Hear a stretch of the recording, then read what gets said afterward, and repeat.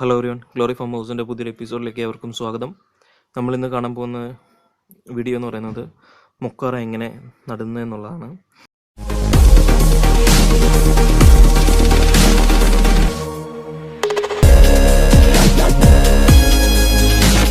ഇതിപ്പോൾ ഇന്നലെ നമ്മൾ വാങ്ങിച്ചിരിക്കുന്നൊരു മൊക്കാറാണ്. ഇതാണ് അതിൻ്റെ വെറൈറ്റിയും പേരുമല്ല. ഇതാണ് ബ്രൈറ്റ് പിങ്ക് എന്ന് പറയുന്ന ഷെയ്ഡാണിത്. ഇതതിൻ്റെ ഫ്ലവർ. അപ്പോൾ ഇതിൻ്റെ ഫ്ലവറെല്ലാം കഴിഞ്ഞാണ്. ഇപ്പം ഇതെല്ലാം ഉണ്ടായിരുന്നു. ഇതിപ്പം നമ്മളെല്ലാം കഴിഞ്ഞാണ്. ഇപ്പോൾ അതിൻ്റെ ഒരു പേരൻറ്റ് സ്റ്റോക്കാണ്, അതായത് നല്ലപോലെ തണ്ട് മൂപ്പെത്തിയ ഒരു പേരൻറ്റ് സ്റ്റോക്കാണ്. അതേപോലെ പുതിയൊരു എത്ത് വന്നിട്ടുണ്ട്. ചോട്ടിൽ 2 വേരായിട്ടുണ്ട്. അത്യാവശ്യം നമുക്ക് വേണ്ട ഹൈറ്റുണ്ട്. ഇതിനെ നമുക്ക് വേണമെങ്കിൽ 2 ആക്കാം. ഇവിടെ വെച്ച് കട്ട് ചെയ്ത് 2 ചെടിയാക്കാം വേണമെങ്കിൽ. ഇതിപ്പം നമ്മൾ ഒറ്റ ചെടിയായിട്ട് തന്നെയാണ് പ്ലേസ് ചെയ്യുന്നത്. കാരണം ചോട്ടി പുതിയൊരു തൈ കൂടി ഉള്ളതുകൊണ്ട് നമ്മൾ ഒറ്റ ചെടിയായിട്ട് തന്നെ പ്ലേസ് ചെയ്യുന്നു. ഇത് കുറച്ചുകൂടി കഴിഞ്ഞിട്ട് ഇത് ഇവിടുന്ന് വേറെ ഇറങ്ങി കഴിയുമ്പം ഇത് കട്ട് ചെയ്ത് വേറെ പുതിയ ചെടി ഉണ്ടാക്കുന്നതാണ്. അപ്പം എനിക്കിത് ശ്രദ്ധിച്ച് കാണാം, ധാരാളം പൂക്കളുണ്ടാകുകയും അത് കൊഴിഞ്ഞു പോയതിന് ശേഷം അത് വെട്ടിക്കളയുകയും ചെയ്തിട്ടുണ്ട്. ഇപ്പം മൊക്കാറയുടെ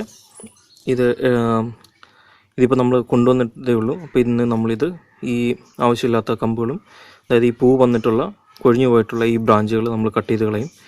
അങ്ങനെ വെക്കാതിരിക്കുന്നതായിരിക്കും ഏറ്റവും ബെറ്റർ എന്ന് പറയുന്നത്. അപ്പോൾ ഇതാണ് ചെടി. അപ്പോൾ നമുക്കിനി ഇത് പ്ലേസ് ചെയ്യാം.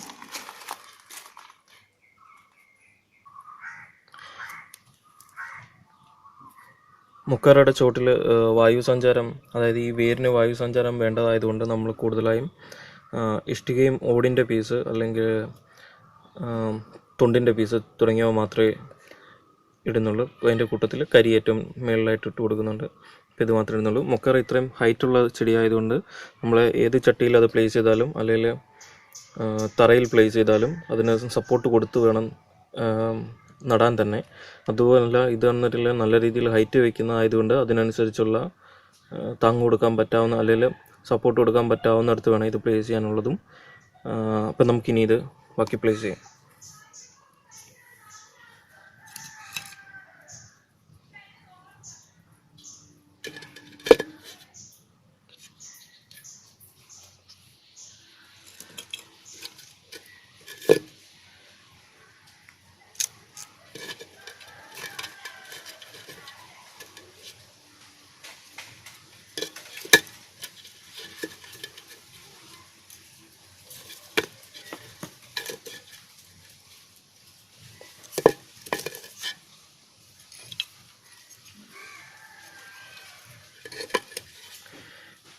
ഇതിപ്പോൾ നമ്മൾ ചെടിയുടെ ഏറ്റവും ചോട്ടിലായിട്ട് ഒരു ലെയർ അത്യാവശ്യം നല്ല വലിപ്പത്തിലുള്ള ഇഷ്ടികയും ഓടിൻ്റെ പീസും തന്നെയാണ് അടുക്കിയിരിക്കുന്നത്. അങ്ങനെ ചെയ്യുന്നതിന് കാരണം എന്ന് വെച്ചാൽ നമ്മളിപ്പോൾ ഇത് മൺചട്ടിയിലാണ് വെച്ചിരിക്കുന്നത്. അതേപോലെ മൺചട്ടിയിൽ 1-2 ഹോളുകൾ മാത്രമേ വെള്ളം പോകാൻ കാണത്തുള്ളൂ. അപ്പോൾ ഇത്രയും വലിയ കഷ്ണം അടുക്കുന്നതുകൊണ്ട്, അതായത് ചെളി തടങ്ങുകയോ അല്ലെങ്കിൽ വെള്ളം അഴുകി അവിടെ കെട്ടിക്കിടക്കുകയോ ചെയ്യാതെ ഇരിക്കാൻ വേണ്ടിയാണ് ഇത്രയും വലുത് പീസ് അടുക്കുന്നത്.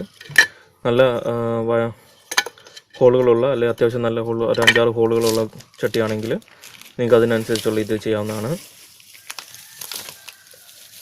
ഇനി നമ്മൾ ഉണങ്ങിയ തൊണ്ട് പീസാക്കി വെച്ചിരിക്കുന്നത് അതിൻ്റെ മുകളിലായിട്ടൊരു ലെയർ ഇട്ട് കൊടുക്കുകയാണ്.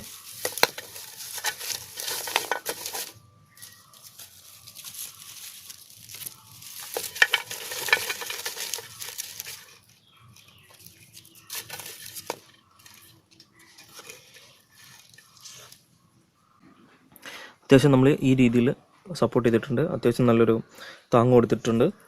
ചെടി നമ്മളിപ്പോൾ ചൂടിൽ പ്ലേസ് ചെയ്തു. തൊണ്ട ഏറ്റവും മേളിൽ ഇട്ടിരിക്കുന്നത് വെള്ളവും പിടിച്ചെടുക്കാനും അതേപോലെ തന്നെ വെയിലിൻ്റെ കട്ടി താഴോട്ട് അതിൻ്റെ വേരിലേക്ക് ഇറങ്ങാതിരിക്കാനും വേണ്ടിയാണ്. ഓട് നല്ല വലിപ്പത്തിലുള്ള ആയതുകൊണ്ട് വേര് നല്ല രീതിയിൽ അതിലെല്ലാം ഇറങ്ങിക്കോളും. അത്യാവശ്യം ചെടിക്ക് കുഴപ്പമില്ലാത്ത രീതിയിൽ നല്ല രീതിയിൽ അത് വളരുന്നതിന് സഹായിക്കുന്നതാണിത്.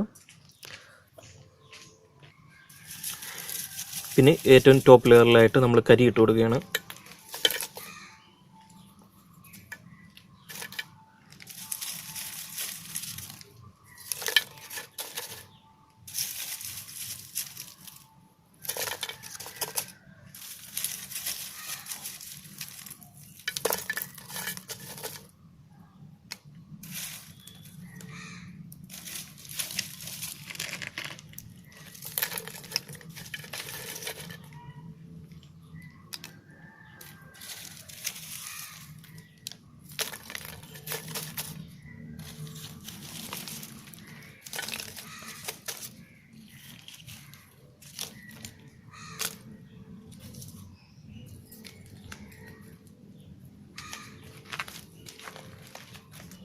ഇപ്പം നമ്മുടെ മുക്കറ നമ്മൾ ചെടിച്ചട്ടിയിലേക്ക് നട്ട് കഴിഞ്ഞിട്ടുണ്ട്. ഇതേപോലെ തന്നെ ഇതേ പ്രൊസീജിയറിൽ തന്നെ നമുക്കിത് നിലത്തും വയ്ക്കാവുന്നതാണ്. വെയിൽ അധികമാകാതെ ശ്രദ്ധിച്ചാൽ മാത്രം മതി. എന്നാൽ അത്യാവശ്യം വെയിലും കുഴപ്പമില്ലാതെ മുക്കറയ്ക്ക് പ്രശ്നമില്ലാത്തതാണ്. അപ്പോൾ ഈ രീതിയിൽ ചെയ്യുക. ഇനി നമ്മളിപ്പം ഈ കമ്പ് നമ്മൾ ഫ്ലവർ വന്നിട്ട് പോയ കമ്പ് നമ്മൾ കട്ട് ചെയ്ത് കളഞ്ഞു വെച്ച് ഇത് സപ്പോർട്ടയിലോട്ട് ചെറുതായിട്ടൊരു വാഴനാരോ അല്ലെങ്കിൽ ചണച്ചരടോ വെച്ചിട്ട് നമ്മൾ ചെറുതായിട്ടൊന്ന് പ്ലേസ് ചെയ്യും. ആ സമയത്ത് ഈ തണ്ടിന് യാതൊരുവിധ കേടും പറ്റാത്ത രീതിയിലായിരിക്കണം പ്ലേസ് ചെയ്യുന്നത്. കാരണം മൂട് ഉറക്കുന്നിടം വരെ അത് ചെയ്യുന്നുള്ളൂ. പിന്നീട് ഹൈറ്റുള്ള താങ്ങ് കൊടുക്കുന്നതായിരിക്കും. അതേപോലെ തന്നെ ഇത് ഇന്ന് പ്ലേസ് ചെയ്തായതുകൊണ്ട് ഇന്നത്തെ ഒരു ദിവസത്തേക്ക് നമ്മൾ ഒരു കാരണവശാലും വെള്ളം സ്പ്രേ ചെയ്യുന്നതല്ല. കാരണം എന്ന് വെച്ചാൽ അതിൻ്റെ ചിലപ്പം ചുവട് നമ്മൾ മുറിച്ചെടുത്തായിരിക്കും, അല്ലെങ്കിൽ കമ്പിൽ നിന്ന് മുറിച്ചെടുത്തായിരിക്കും. അങ്ങനെ വരുമ്പം ചെടി പെട്ടെന്ന് ഫംഗസോ അല്ലെങ്കിൽ ഉണങ്ങാനോ ചീയാനോ അതിൻ്റെ ചുവട് ചെയ്യാനോ സാധ്യത കൂടുതലാണ്. അതുകൊണ്ട് ഇന്ന് നമ്മൾ വെള്ളം ഒഴിച്ചു കൊടുക്കത്തില്ല. നാളെ വൈകുന്നേരം തൊട്ട് ഇതിൻ്റെ ഇലയൂടി ചേർത്ത് നമ്മൾ സ്പ്രേ ചെയ്ത് കൊടുക്കും. അത് ഓസിൽ കൂടി വെള്ളം ചീറ്റിക്കുന്നതിൽ നല്ലത് സ്പ്രെയർ വഴി ചെയ്ത് കൊടുക്കുന്നതായിരിക്കും നല്ലത്. അപ്പോൾ ഈ എപ്പിസോഡ് എല്ലാവർക്കും ഇഷ്ടപ്പെട്ടെന്ന് കരുതുന്നു. ഇത്തരം കാർഷിക സംബന്ധമായ വീഡിയോകൾ മലയാളത്തിൽ ലഭിക്കുന്നതിന് വേണ്ടി ഗ്ലോറി ഫാം ഹൗസ് എന്ന് പറയുന്ന ഞങ്ങളുടെ യൂട്യൂബ് ചാനൽ സബ്സ്ക്രൈബ് ചെയ്യുക. Thank you.